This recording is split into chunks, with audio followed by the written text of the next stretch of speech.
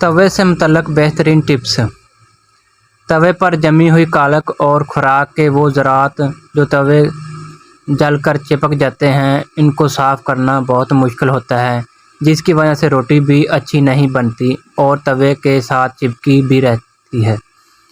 مندرجہ ذیل ٹپس پر عمل کر کے توا آسانی سے صاف ہو جائے گا، نہ زنگ لگے گا، نہ روٹی چپکے گی۔ اور لوہے کے توے کی کس طرح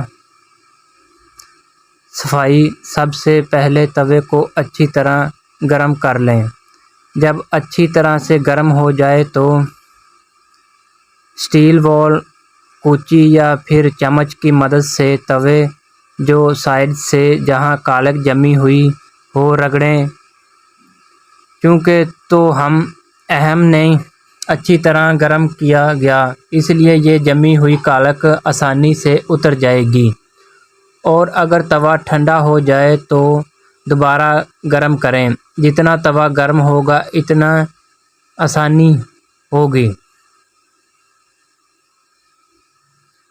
ساری کالک اتارنے کے بعد توے پر 2 قطرے برتن دھونے والے لیکوڈ کے اور تھوڑا سا سرکہ ڈال دیں۔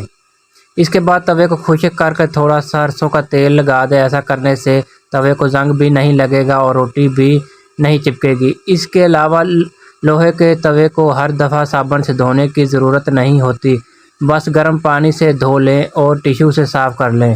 اگر آپ کاسٹک آئرن کا توا استعمال کرتے ہیں تو کبھی بھی بہت زیادہ گرم توے۔